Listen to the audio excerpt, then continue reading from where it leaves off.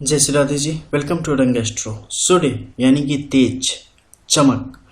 और जब जीवन में हमें चमक चाहिए होती है, जीवन में हमें सक्सेस यानी कि सफलता चाहिए होती है, बड़ा पद, मान सम्मान और ऊंचा रुतबा चाहिए होता है, तो सन का हमारे पक्ष में होना, हमारे लिए पॉजिटिव होना नितांत ही आवश्यक होता चला जाता है।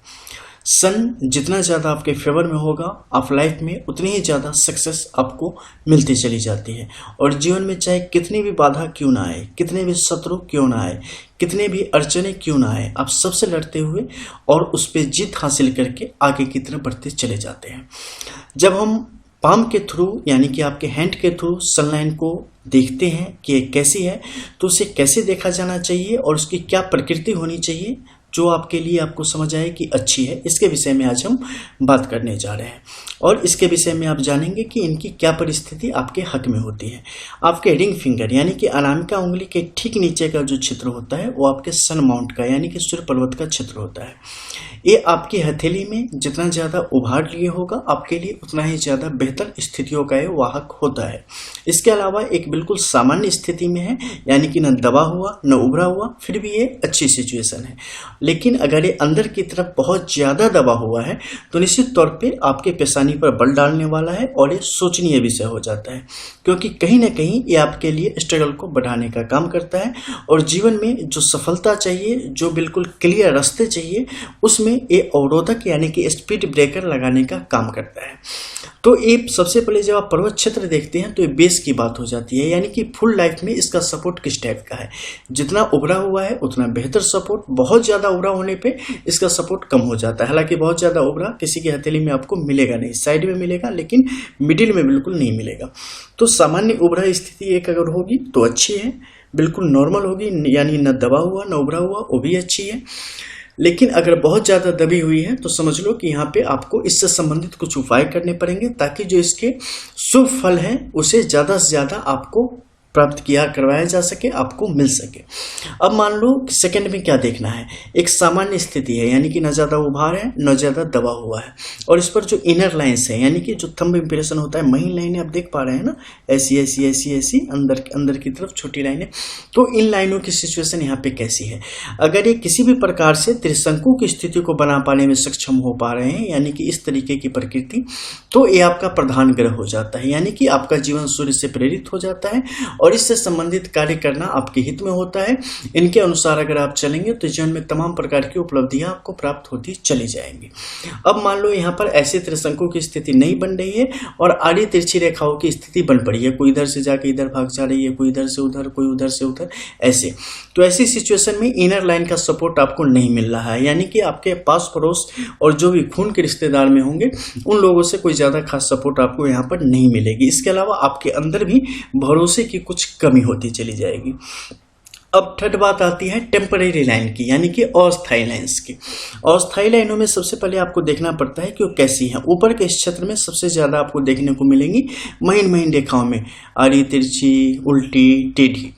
तो ये जब भी आपके लिए अगर सीधी अवस्था में होगी आपके लिए अच्छी होगी, अगर आड़ी तिरछी अवस्था में होगी तो आपके लिए अड़चन पैदा करने वाली होगी आपके कार्य क्षेत्र में, यानी कि आप बिजनेस अगर करते हो तो बिजनेस में, आप जॉब करते हो तो जॉब में, और मन को इधर से उधर करने वाली और विचलित करके रखने वाली होगी। और विभिन्न प्रकार के अड़चन कोई ना कोई आपको परेशान करने की जुगत में हमेशा लगा ही रहेगा। थोड़ी सी जिंदगी सही हुई नहीं कि आगे पीछे से कोई ना कुछ गड़बड़ लोग कर देंगे और आपको फिर से परेशानी उठानी ही पड़ेगी। तो ऐसी स्थिति को दिखाने का काम करता है। अब बात आती है परमानेंट लाइन की। परमानेंट लाइन में सन माउंट पे जो ज्यादातर आप देखेंगे वो एक सीधी लकीर और नीचे की तरफ आके त्रिभुज की शक्ल में यहाँ पर तब्दील हो जाती है हृदय रेखा के सहयोग से। ऐसी स्थिति एक सामान्य स्थिति है जिसमें जीवन में आपको तरक्की सामान्य स्थिति में आपको मिल जाती है, नॉर्मल एक, और एक अच्छी खासी नौकरी जॉब मिल जाएगी और जिंदगी आपकी चलती रहेगी। इसमें भी कई सारे अन्य चीजें आपको देखने को मिलेंगी, यानी कि छोटी छोटी टेम्पररी लाइन्स इनमें से निकल के आगे पीछे की तरफ और ऊपर नीचे की तरफ बढ़ेंगी। तो इनकी स्थिति भी आपके जीवन के अलग अलग काल खंड में, यानी कि अलग अलग टाइम पीरियड में होने वाले अलग अलग बदलावों को दिखाने का काम करती है। अब इसके मध्य भी छोटी छोटी लाइनें होंगी। ये जब भी नीचे की तरफ जो होंगी वो आपके लिए फायदे की स्थिति को एक तरह से दर्शाने का काम करेगी, और जब भी ऊपर की तरफ भागेगी ना, उस खास टाइम पीरियड में आपकी लाइफ में जो कुछ ऑब्स्टेकल आएंगे, कुछ स्पीड ब्रेकर आएंगे, आपके लिए कुछ अड़चने आएंगी, उसे दिखाने का काम करेगा और साथ ही आपकी गलती से होने वाले नुकसान को भी दिखाने का ये स्पष्ट तौर पे काम करेगा। इसके अलावा परमानेंट लाइन में एक लाइन आती है जो कि बिल्कुल यहाँ पे आएगी और टकरा के पीछे की तरफ चली जाएगी। इस लाइन जहां पर भी ये ऐसे कोण की स्थिति बनेगी वहां पर देखना कि जो मेन लाइन है ना वो किस तरफ उसका प्रेस हुआ है, यानी कि पीछे की तरफ भागी है क्या। अगर पीछे की तरफ भागी है और सामने सैटर्न की स्थिति अच्छी नहीं है तो आपके लिए नुकसान का कारण है। तैयार हो जाना। हेल्थ इमरजेंसी की यहाँ पर क्लियर साइन है। इसके अलावा लीगल साइन आपके विरोध में चलते चले जा रहे हैं, उसके भी टाइम पीरियड आप खींच सकते हो। इसके अलावा ऊपर के क्षेत्र में देखना कि एक से ज्यादा लाइनें जा रही है। अगर ऐसी जब भी सिचुएशन होगी तो आपके मन में एक हलचल उत्पन्न होता है और आप एक से ज्यादा जगहों से अपने लिए कई प्रकार के लाभ पाने की स्थिति में आते हो। जमीन जायदाद से लेके, पैसों लेके, जॉब से लेके, कारोबार से लेके, हर जगह आप ज्यादा कुछ पाने की लालसा आपके अंदर पैदा हो जाती है। कुछ जगह से आपको प्राप्त भी होती है, लेकिन अगर इसमें इनर लाइंस ज्यादा मिल गई तो कुछ दिनों के बाद वो चीजें खत्म भी हो जाएंगी। इसके अलावा बाहर की तरफ से अगर लाइनें यहाँ पर आई हैं तो उस लाइन का बल कैसा है उसके अनुरूप ये आपके हित में कार्य करता है। ये तो हो गई जो सिंपल लाइन यहाँ पे आती है उसके विषय में। अब कुछ इनेमी लाइन आती है, जैसे कि क्रॉस का साइन आ गया। क्रॉस का साइन आ जाएगा यहाँ पर आपके लिए हमेशा बड़े घाटे को इशारा करने का काम करेगा। जब भी जीवन में कुछ बड़ा कमा लोगे, बड़े पैसे आ जाएंगे तो खर्चे भी उसी तरीके से आ जाएंगे और नॉर्मल भी जिंदगी चल रही हो तब भी कुछ ना कुछ आपके लिए बड़ी बड़ी खाइयां जीवन में आती रहेंगी। इसके अलावा इसकी स्थिति अगर यहाँ पर मान लो जाल की स्थिति बन जाती है, 3 और 4 की संख्या में ऐसी स्थिति बन जाएगी। देखना हमेशा ध्यान रखना कि 3 और 4 की संख्या में ही हो। अगर 3, 2, 4, 4 की संख्या में होगी तो फिर उसे जाल की संख्या नहीं दी जाएगी। ठीक है, तो जब भी ऐसी स्थिति बनेगी आप अपने ही किए काम में फंसते हैं और कहीं ना कहीं से अपनी पैतृक संपत्ति का ह्रास होता है और कुछ खास निजी चीजों आपके जीवन से चली जाती है और खून के रिश्तों में कुछ दरार की स्थिति आपके जीवन में उत्पन्न होती चली जाएंगी। अब बात आती है सूर्य की बड़ी रेखाओं की। बड़ी रेखाओं में सबसे पहले मैं बता दूं कि सन लाइन की जब भी बात होगी तो वो आपके या किसी भी लाइन की, जैसे बुध की रेखा की मान लो, सूर्य की रेखा की मान लो, शनि की रेखा की, गुरु की रेखा की, राहु की रेखा की, शुक्र की, आपके चंद्र की, मंगल की, सारी रेखाओं का उद्गम स्थल यही क्षेत्र होता है केतु के क्षेत्र से। लेकिन आजकल की हथेलियों में आप ज्यादा ऐसा नहीं देखेंगे, बहुत प्राचीन हथेलियों में ऐसी देखने को मिलती थी। अब क्या है कि इस हथेली को अगर आप देख पा रहे हैं तो बड़े गौर से देखना क्योंकि काफी बेहतर आपको यहाँ पर दिखाई देगी। यहाँ पर देखो केतु के क्षेत्र से एक रेखा का उद्गम हुआ है कई सारे टुकड़ों में। ये रेखा है वो रेखा, ठीक है, ये आगे की तरफ बढ़ी है, इस क्षेत्र में आके आगे जाके एक गायब हो गई है और चंद्र के इस निचले क्षेत्र से एक रेखा आई है जिसने पूर्ण रूप से इस रेखा को स्वीकार कर लिया है और स्वीकार करके इस रेखा के रूप में अपनी पहचान बना के ऊपर की तरफ चढ़ती चली गई है। जब ये राहु के इस क्षेत्र में आई है तो यहां से इसने क्या किया है कि दो मुखी अवस्था में आगे की तरफ बढ़ी है। एक मुख इसका द्वितीय शाखा जो कि मस्तिष्क रेखा का है उसके साथ संबंध बना रही है और जो प्रथम शाखा है वो उसके साथ दोस्ताना व्यवहार करते हुए और उसे कट करते हुए आगे की तरफ बढ़ी है और जाके आपकी हृदय रेखा से पहले पहले तक गायब हो गई है क्योंकि उसके बाद जो रेखा निकली है वो खंडित अवस्था में आगे की तरफ बढ़ी है। तो इसका क्या मतलब हुआ, केतु के क्षेत्र से निकली है लेकिन ये सूर्य की रेखा है जो कि अदृश्य रूप से इस हथेली में मौजूद है। किसी भी प्रकार से कोई भी शुभ कार्य यहाँ पर ये सूर्य के रेखा के रूप में जातक के लिए नहीं कर पा रही है क्योंकि ये कहीं ना कहीं रास्ते से भटक गई है। इसकी एक दूसरी जो महीन शाखा है वो सूर्य की तरफ गई है, प्रथम जो शाखा है वो शनि की तरफ गई है, लेकिन इसका मुख और इसकी यात्रा जो थी वो सूर्य के क्षेत्र तक थी लेकिन वहां पर न पहुंच पाने के कारण, क्यों नहीं पहुंच पाने के कारण, तो आप देखेंगे यहां पर मस्तिष्क रेखा से, मस्तिष्क रेखा इतने बल के साथ यहां पर आई है और 3 भागों में विभक्त होकर इसने इसके प्रवाह को रोकने का काम किया है। इसका जो वेग था, इसका जो तेज था, इसके अंदर जो बल था, एनर्जी थी, उसे इसने डिवाइड कर दिया है और ऐसा फैलाया है कि वो अपने जो उसका जो मुख्य लक्ष्य था वहां तक वो नहीं पहुंच पाई है। अब क्या ऐसी स्थिति में इसकी जो एनर्जी है वो खत्म हो जाएगी? नहीं, इसकी एनर्जी अंदर ही अंदर दबी रहेगी, लेकिन व्यक्ति के अंदर जो प्रतिभा है उस प्रतिभा को वो निखार नहीं पाएगा। जिस तरीके से उसे जिस पद को सुशोभित करना था, जहां तक पहुंचना था सफलता के स्तर पर, वहां तक वो पहुंचने से रोकेगा, व्यक्ति के माइंड को डाइवर्ट कर देगा, व्यक्ति के रुख को, व्यक्ति के लक्ष्य को बदल देगा और व्यक्ति की पूरी चाहत को बदल देगा। ये आखिर क्यों होगा? तो इसके बारे में जब आप विस्तार में जाएंगे तो एज पर हिंदू मैथोलॉजी आपको जन्म जन्मांतर के चक्कर में जाना पड़ेगा और वहां से इसके संबंध में आपको विस्तार से जानकारी मिलती है कि व्यक्ति का प्रारब्ध और नियति ये सब क्या होती है और कर्म क्या होता है और आपस में इनका किस तरीके से संबंध बनता है और व्यक्ति के जीवन को, इस सूक्ष्म शरीर को और इस स्थूल शरीर को किस प्रकार से वो प्रभावित करने का काम करती है। अब आते हैं इसकी व्याख्या पर कि क्या इस परिस्थिति में भी इस सूर्य रेखा से कुछ काम लिया जा सकता है, क्योंकि ये ऐसी दुर्लभ, एक तरीके से देव दुर्लभ रेखा है जो कि किंचित ही किसी हथेली में आपको प्राप्त हो जाए। और अगर ऐसा प्राप्त हुआ है तो ऐसा व्यक्ति राजा है एक तरह से हथेली के मामले में। क्या कुछ ऐसा नहीं है जो उसे जीवन में नहीं प्राप्त हो सकता? कौन सी ऐसी सफलता है, कौन सी ऐसी चीज है जिसे वो छू ले और वो चीजें उसकी ना हो जाए? सब कुछ हो सकता था, लेकिन एक तरीके से हनुमान जी के उस परिस्थिति को दर्शाता है जिस समय सारी शक्ति होते हुए भी उन्हें कुछ याद नहीं था और जामवंत को याद दिलाना पड़ा। तो आखिर सूर्य को कैसे याद दिलाया जाए कि उनका जो ब्रह्मास्त्र है उनके पास ही है और उसका वो उपयोग कर सकते हैं? तो इसके लिए इसके बेस पर जाना पड़ेगा। शुरुआत कहां से हुई है? केतु से, यानी कि केतु का भी प्रभाव इस रेखा पर उसी प्रकार से समान रूप से रहेगा। केतु का प्रभाव रहेगा। यहां पर बात आ जाती है त्रिशूलधारी प्रभु शिव की। ऊपर की तरफ जाते हैं, चंद्र के क्षेत्र पर आ जाते हैं। संबंध किससे? त्रिशूलधारी प्रभु शिव से। ऊपर के क्षेत्र में आ जाते हैं। ये रेखा किसकी? सूर्य की रेखा। जातक को यहाँ पर क्या करना पड़ेगा? दो तरीके से इस रेखा को जागृत करने की कोशिश की जा सकती है।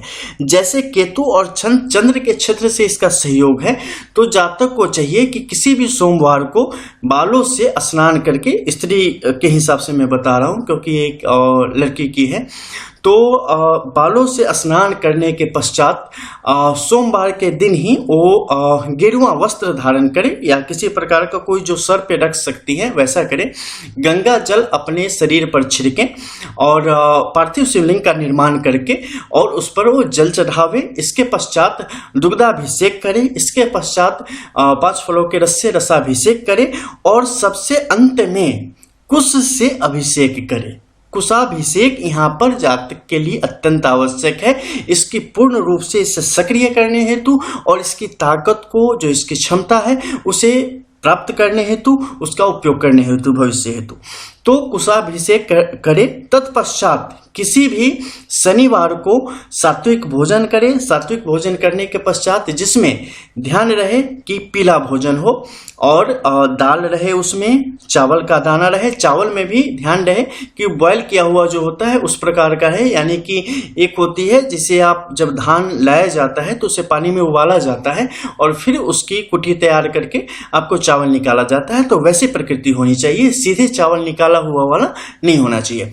जब वो हो जावे तो उस चावल और दाल का मिश्रण करके उसमें थोड़ा सा तिल का मिश्रण कर देवे और उसे ही भोजन के रूप में 2 बार लेवे किसी भी शनिवार को। और जब रविवार होवे तो लाल रंग का वस्त्र धारण करे और लाल रंग का वस्त्र धारण करने के पश्चात देसी गौ के घृत में, यानी कि देसी गाय के घी में तली हुई 16 कचौड़ियां तैयार करे आटे की। जो गेहूं अपने घर में या कहीं भी हो खुद से कूट के तैयार किया जाना चाहिए और उस आटे की बना के लोई बना के और उसमें जो चने की दाल की ही पुड़िया बनावे और उसे गौ के घृत में तले। ये सारे काम वो खुद से करे और ये जहां तक हो सके जलावन के द्वारा होना चाहिए, सूखी जलावन के द्वारा, और एक चूल्हा बना के उस पे ये कार्य संपादित किया जाना चाहिए। बनावे और उसको 11 ब्राह्मणों को बुला के पहले से न्योता देवे और 11 ब्राह्मणों को बिठा के सिर्फ 3-3 कचौड़ियां खिलावे। पहले एक डाल देवे और उसके बाद जो बाकी बच जाएगी 11 उन्हें देने के पश्चात 12, 13, 14, 15, 16 यानी कि 5 कचौड़ियां बच जाएंगी। उसमें से 3 कचौड़ियां वो छत पे या बाहर जहां भी कौवे वगैरह आते हों या कोई भी अन्य व्यास जी आते हो, यानी कि गिद्ध, आते हो वहां पे रख देनी है और छोड़ देनी है। इसके पश्चात जो 2 कचौड़ियां बच जाती है, उसे जब वो तीनों कचौड़ियां वहां से चली जाएंगी, कोई ना कोई उसे आके जूठन कर देगा उसे जूठा, और जब सारे ब्राह्मण भोजन प्राप्त करके निकल जाएंगे, फिर उन कचौड़ियों का खुद भी आपके भास्कर को नमस्कार करने के पश्चात, यानी कि सूर्यदेव को नमस्कार करने के पश्चात उन्हें ग्रहण कर लेवे। इसके पश्चात अगले दिन से लेके और पूरे 12वें दिन तक नित्य प्रति सूर्य को जल देवे। उससे संबंधित जो कुछ मंत्र है, आदित्य हृदय स्तोत्रम का भी पाठ कर सकते हैं, और आदित्य हृदय स्तोत्रम का पाठ करने के पश्चात सूर्य के 12 नामों का उल्लेख करके और नाक यानी कि नासिका के समानांतर में जो पात्र होगा जिससे उन्हें जल देना है, तांबे का अगर हो तो बहुत अच्छा है, पित्तल का हो तो ठीक है, लेके और वहां से जल अर्पण करे। जल अर्पण करे तो इस प्रकार से करे कि एक मोटी धारा आवे और मोटी धारा से सूर्य की रोशनी सीधा उस जल को चीरते हुए हृदय में प्रवेश करे।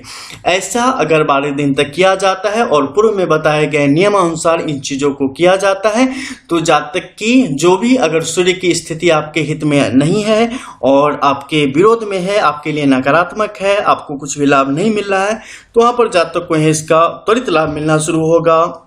सूर्य जागृत हो जाएगा और उसके विभिन्न प्रकार के जो भी मुश्किलें हैं उनके जीवन की हल होंगी और जीवन में सतत सफलता के योग बनते चले जाएंगे।